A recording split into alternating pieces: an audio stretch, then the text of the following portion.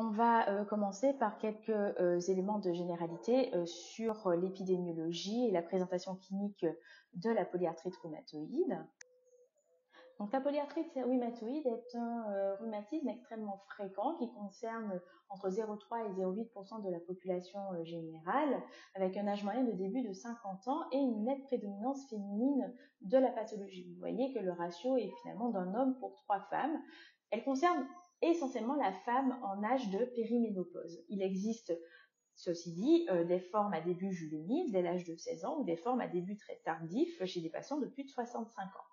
La maladie intéresse les articulations, mais elle est aussi une maladie systémique avec des atteintes d'autres organes. La physiopathologie de la maladie est encore mal connue. Il s'agit d'une maladie complexe ou multifactorielle où finalement l'environnement et la génétique jouent un rôle plus ou moins complémentaire. Pourquoi parle-t-on de génétique dans cette maladie? Eh bien simplement parce qu'il existe une agrégation familiale des cas avec une concordance de la maladie chez les jumeaux monozygotes et dans un moindre degré chez les jumeaux dizygotes. Le polymorphisme le plus fréquemment rencontré est celui du HLA-DRB1, du complexe d'histocompatibilité de type 2 qui gère l'immunité innée et adaptative par le biais des lymphocytes B et des lymphocytes T helper. La dérégulation de ce système d'histocompatibilité de type 2 aboutit à la production d'auto-anticorps, notamment le facteur rhumatoïde et les anticorps anti-CCP, qui eux-mêmes vont déclencher une cascade inflammatoire par le biais de cytokines pro-inflammatoires comme le TNF-alpha, l'interleukine 6 et l'interleukine 1. Sur le plan environnemental, on retiendra essentiellement le rôle du tabagisme dans le déterminisme de la maladie. Donc, les signes cliniques sont dans un premier temps articulaires. Il s'agit de polyarthralgie, d'horaires inflammatoires, avec des épanchements ou des synovites, des moyennes et petites articulations. Donc, il s'agit tout simplement d'une polyarthrite, des moyennes et des petites articulations qui va concerner essentiellement les poignets et les mains en épargnant de manière systématique les interphalangiennes distales. Ce tableau de polyarthrite, il est bilatéral et symétrique et on peut voir aussi des ténosynovites, notamment au niveau des fléchisseurs et des extenseurs de la main. Je vous rappelle que dans une polyarthrite, on retrouve un dérouillage matinal de plus de 30 minutes, une diminution des mobilités passives et la présence de réveils nocturnes non positionnels. Je vous invite à revoir vos cours de deuxième année. Cette maladie entraîne une destruction articulaire avec des déformations qui sont irréversibles, d'où l'urgence de la traiter le plus rapidement possible. Ces déformations sont les suivantes. Vous voyez sur la photo de gauche un aspect de doigt en boutonnière avec un flessum de l'articulation interphalangienne proximale et puis ici un aspect de doigt en col de cygne, d'accord, qui est lié à une rupture du tendon du fléchisseur des doigts.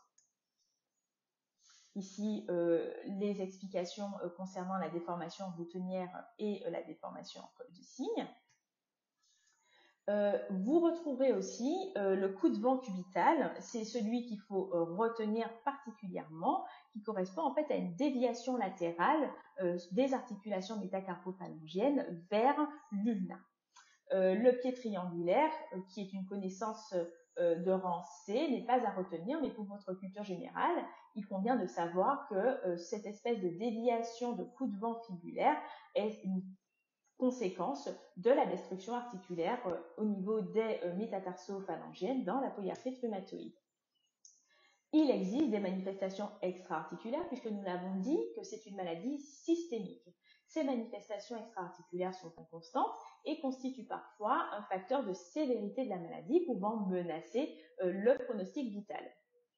Parmi ces manifestations, il existe la fièvre et puis vous avez une asthénie qui est plutôt d'origine multifactorielle qui peut être liée simplement au retentissement psychologique de la maladie puisque vous avez des patients avec des douleurs chroniques, les troubles du sommeil qui peuvent être liés simplement aux douleurs inflammatoires avec des réveils nocturnes et puis l'inflammation chronique qui entraîne de toute façon une altération d'état général.